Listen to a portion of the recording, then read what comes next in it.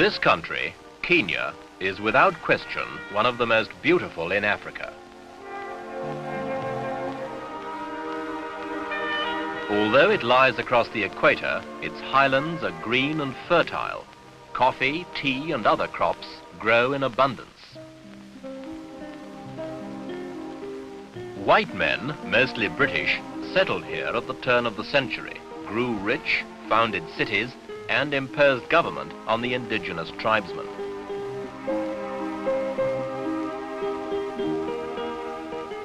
For half a century, the British ruled Kenya.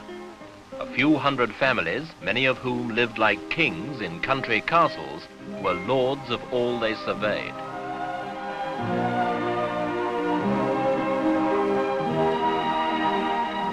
But by the 1950s, Africa was changing. No longer content to be ruled, Kenya's Mau Mau independence fighters challenged the British and won.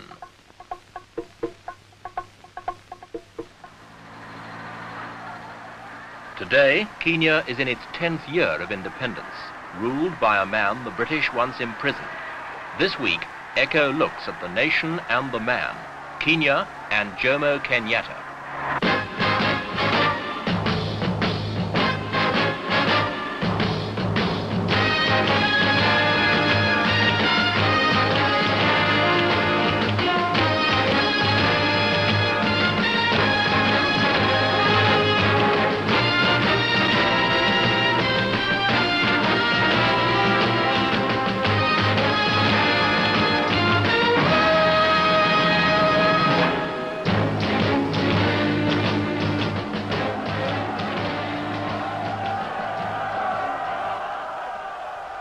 More than in any other sophisticated African nation, President Kenyatta of Kenya is popularly accepted as a leader without rival.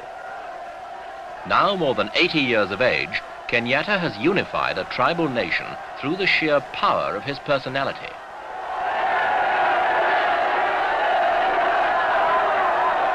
Support from Kenya's 11 million people comes to Kenyatta despite a ban on the country's principal opposition party. Perhaps it is that Kenya enjoys a high degree of freedom to comment and criticize, both in Parliament and the press, despite being a one-party state. Furthermore, Kenyatta's personal authority is never challenged. It is that authority which has glued Kenya together and will likely keep it unified when he has gone.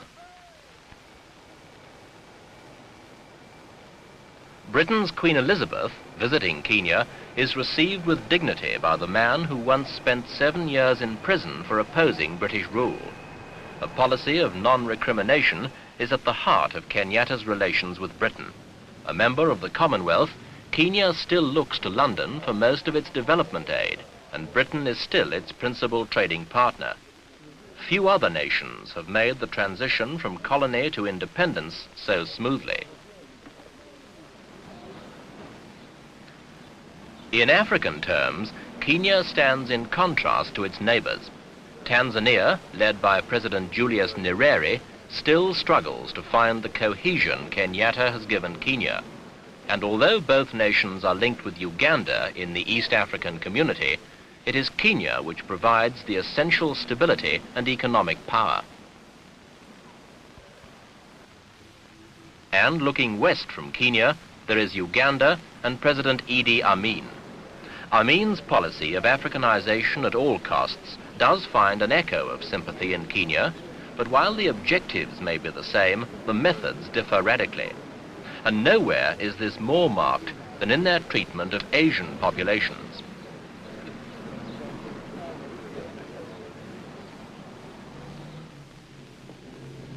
Uganda expelled its Asians at one stroke and created economic chaos. Kenya has encouraged many of its Asians to become citizens to serve social and commercial needs. 9 out of 10 of Kenya's doctors, lawyers and accountants are Indians, as are 8 out of 10 architects and engineers. To expel them would be to risk economic collapse, as Uganda has discovered. Nevertheless, many of Kenya's 100,000 Asians are leaving, about 8,000 of them a year. Hardest hit are the shopkeepers, for whom it is increasingly difficult to get trading licenses without citizenship.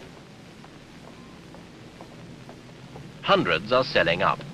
Their departure may be a political necessity with the high rate of African unemployment, but it is also in line with the concept of Africanization, without which no African state can feel completely independent. Evidence that it is happening here can be seen in the many businesses formerly run by British or Asians and now controlled by Kenyans. Kenya hopes to complete the process by 1980, but she has been careful to replace those who leave with a well-trained body of managers and professional men and women. Unlike Uganda, which is discovering the effect of acting in haste, and Tanzania, which went looking for Chinese socialism, Kenya's apparently slow evolution has been achieved with a minimum of injustice and disruption. Nairobi, the capital, is Africa's most multiracial city. Life there is free from post-independent bitterness. Economically, the country is booming and is attracting more foreign investment than any other East or Central African state. Many are here as tourists. They represent Kenya's most important industry. In recent years, Kenya, in cooperation with foreign investment, has boosted its tourist earnings from $20 to over $50 million a year. And to accommodate the tourists, new hotels. And to attract them, Kenya's rich and varied game reserves, vast areas of thousands of square kilometers where the animals are sacrosanct.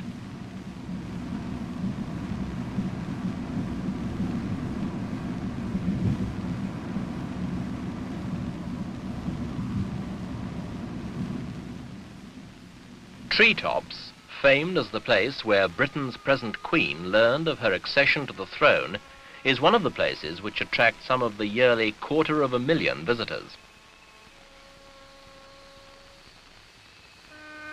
But although this country abounds in natural wildlife, its climate and good grazing make it a prime area for the raising of other livestock. Plans are presently in hand to rear more cattle, for as a beef producer, Kenya is potentially as big as Argentina.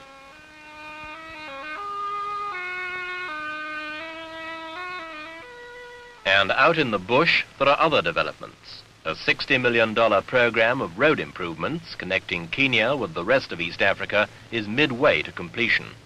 Already finished is a road stretching 2,400 kilometers from the Kenyan port of Mombasa to the Ethiopian capital Addis Ababa.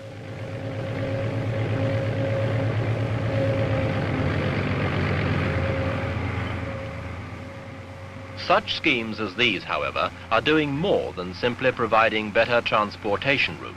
They are opening up areas of Kenya hitherto almost uncharted. What's happening here epitomizes the measured progress Kenya has made since independence, the trouble-free transition towards Africanization, the consolidation of unity among peoples of different tribes, and the generation of a strong economy have all been achieved at a relatively modest pace. And yet, by taking the slow road, Kenya has avoided most of the excesses and upheavals which have often flawed the image of its neighbors.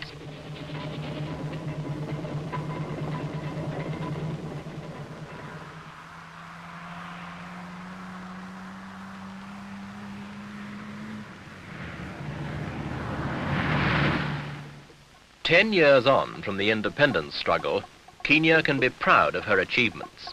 But the challenge remains. She has been fortunate in finding a leader as sure-footed as Jomo Kenyatta. But one day he will go. When he does, the quality of his tutelage will be tested. Fortunately, the nation can call on an experienced and willing group of senior administrators. The ablest, Vice President Daniel Arap Moi, has already demonstrated an ability to assume responsibility. The nation's moderate politics has enabled it to prosper while making progress on the problems of unemployment, economic development, and social adjustment.